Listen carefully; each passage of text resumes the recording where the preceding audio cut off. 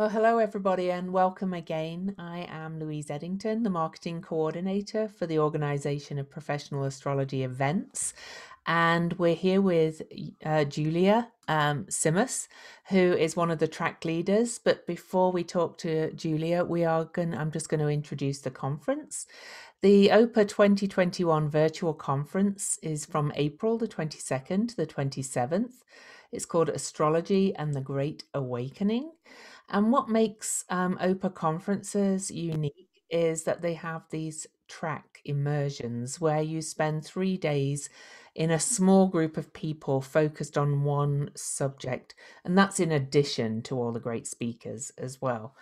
And so Julija is one of the track leaders, as I said, and she is presenting on, or not presenting, teaching on transits of a lifetime, the important milestones of your life. So Julija, tell everybody a little bit about you, and then we'll talk about your track. Well, thanks, Louise, and thanks to OPA for inviting me to be a track leader. It's a great honor always to be invited to teach. One of my favorite things, I'm an astrologer since 1999 or thereabouts, someone that was always interested in alchemy and magic. And I took on more formal studies of astrology because, there was just things that didn't make sense. And so it's always important, I think, if you love astrology, to really kind of do the work, do the background work, and you'll always be rewarded for that. Otherwise, there's kind of missing gaps and stuff. So the love of astrology was kind of like instilled in me, born in me, or reborn. It always feels like those of us that come to this, it's like we've been doing it for lifetimes or something, doesn't it? So it really got me that way. And it's like, I can kind of, it kind of came in and it's never left, and I don't think it ever will. And from that, let's say, inspiration that astrology taught me, I started the Cosmic Intelligence Agency as a way of, again, like when I did start it 15 years ago, astrology was quite different than it is today. And there was a lot of kind of people still hiding behind what they knew, not being out there with the astrology they knew. And I was always quite bold and brave about it, and it's like, yeah, I do astrology, and I think this way, and I never hid it from the world, and I thought that was an important part of helping astrology really step out, and stand up for itself. We don't have to stand up to science, in my opinion. We are standalone, but that's the kind of attitudes that were there, and people not feeling strong enough to be astrologers in the world. So, I'm so delighted that the CIA had helped, open many doors and also strengthen a lot of astrologers who were already astrologers, but kind of, let's say, are coming out somehow. So that's been my mission, and it continues, and it's always extremely amazing to be in this world with all people like you. And I love CIA too. I'm an agent for the CIA and I help OPA because, we need to advance these organizations Yes. in our work. And I agree with everything Julia said about, when I didn't become a professional astrologer till 2012, and that's partly because I kind of thought it was just this secret hobby kind of thing. Yeah. So, Yeah. I was doing it for my friends and things. But anyway, Yeah. yeah, And now it's very real. I mean, yeah. it's very real. There's people aspiring to be astrologers as a career, which was very sort of not a thing, really. It was like, oh, that's just a hobby, as you said, but it is very real. And the more of us that do it, the more of us that are into it, that are onto it, I think is raising the consciousness level on the planet. And that's, of course, a big part of what's behind it. That's our conspiracy. We want to, or our mission, to help guide. Help guide and steer as we do, from a personal level, but this is almost like a bigger sort of version of that.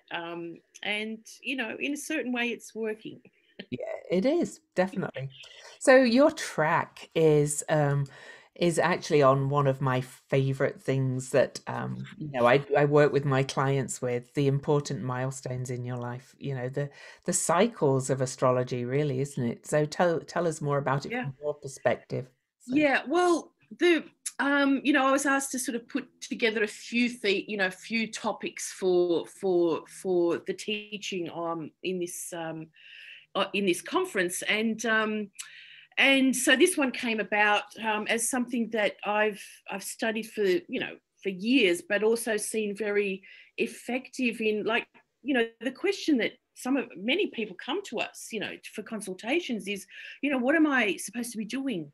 Mm. Am I am I on the right path? And the more that I looked at it, from doing my children's charts to my own, to then like developing it with clients, was this really sort of potent time. I mean, I think there's many transits. Transits can be confusing to people that are, kind of just starting out, really. But there are transits that really stand out. Like, we only have one Neptune square in our lifetime. Yeah. We only have one Pluto square. Well, usually, if we live a lot longer.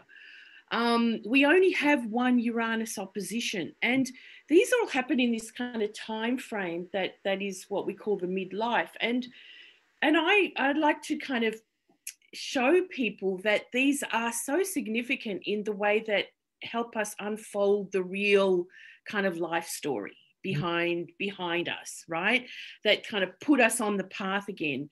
And again, it's also different for all of us, even though it's generic. Like, these transits are generic, and they're often looked at as, let's say, two separate.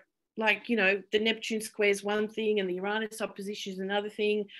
But in fact, we have to synthesize all of these things. Like, what's your Pluto square? What's your Neptune square? What are they telling you about where you're heading and where you're going? But I start the whole kind of series, in a sense, from the Jupiter returns. Now, Jupiter returns happen all our lifetime. So they're an incredible indicator. Venus returns. They're an incredible indicator of always kind of topping, so, it's coming back to that Venus. What is she telling you? It's coming back to that Jupiter. How do we fulfill our lives? Eclipse cycles, so personally the Saros cycles that we're born into and what they tell us, incredible information, about, if you learn, like, at first the Saros cycles seem quite complicated, but it's an easy kind of technique to look up someone's Saros cycle, what they're born into, what series they're born into, even right from the beginning, and it can be quite a profound kind of life story that is uncovered there. So I'm kind of concentrating in this area of that timing, like midlife. But of course, looking into more the more personal transits. Like, of course, some of those are going to hit off your sun or your moon or your angles. So more personalizing that, of course, as well. But in the end, the series is all about, looking at your own kind of life story, even if you've had that midlife transition, even if you're before it, it's still relevant, right? You look back and go, oh, wow, that does tell me so much. So from learning that for yourself, you can really kind of hone into what clients are asking when they're asking that question, right? And be quite confident to say, that's your journey, or it's like that, okay? It's about that. Of course, they have to fill in their own dots. We're just, they have to fill in the yes, that's right, the guides. It's not about telling someone, that's what they should do. It's about them opening up to all these incredible symbols and signs that we find, of course, through astrology, but through that particular time. So I'm really excited to actually share that as a teacher, with this. So I think it's really, like, if you're studying astrology, even if you're already an astrologer to some degree, you're going to find this really quite helpful for helping you to kind of, again, focus a few of those stories, because, as we know, Louise, there's so much going on, which things do we concentrate on? And I think that what I've learned as an astrologer is that the important thing is to synthesize, because we can't separate anything that's going on, And that's also happening. to Yeah, not try and cover everything, to hone in yeah, on big things that yeah. are happening. Like, That's right. So, yeah, we might not sort of say it like, that was this and that was this. yeah, We learn how to synthesize and sort of go, okay, I'm getting the picture here, so I can pass that on to you. So, I mean, because everyone, we can't really talk to everyone the astrology language. I prefer to, because I get a lot of students or whatever. But of course, a lot of people come and they have no idea what we're talking about. So we also got to learn to synthesize the story without mentioning Jupiter, perhaps. Or exactly. although, I mean, it's probably beneficial to do that because you say, okay, Jupiter represents how we expand our world. It's how we The explain it as well, though, yeah, instead of just yeah. assuming they know what it means. That's right. Yeah. So we have to kind of teach as we consult as well. I always do that. But so anyway, yeah, come along to this. It's three sessions, 4 hours for Yeah, 3 days. So it's quite intense, and I think I'll kind of give some homework too, because then we get better into the next session. yeah. Well, and I've been to one OPA conference when we were in person, a retreat, and Yeah, yeah, the tracks are just so intensive. I learned so much through that. yeah, And I've got a yeah. Gemini moon, so this is a smorgasbord. I want to do them all, of course, but Yeah. Yeah. Well, it is. I mean, that's the retreats. Yeah. You kind of pick a theme or a topic and you're immersed into it, yeah, as opposed to conferences where you're jumping from one topic to the other, to the other, to the other.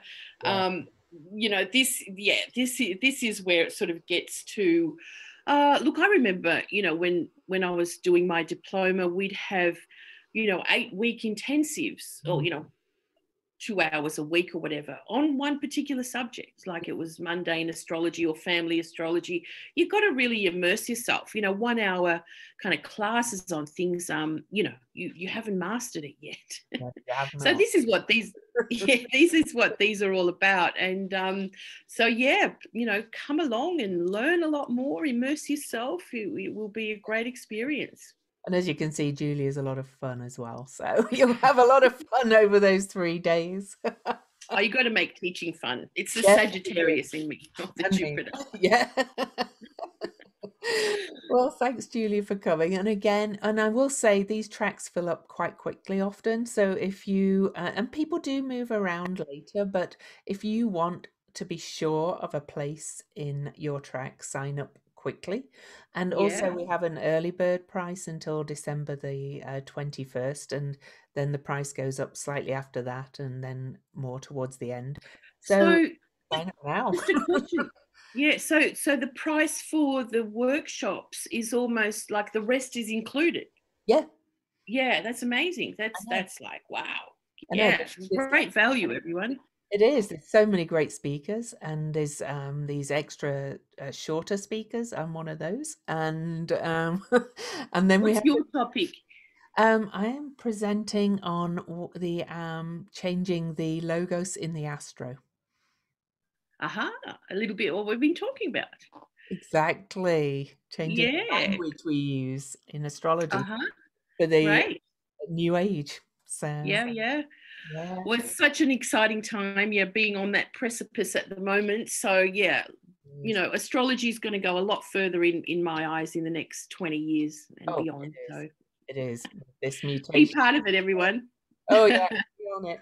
And so always lovely to see you, Julia, and happy eclipse. Thank you, Louise. All the best, Oprah. See you.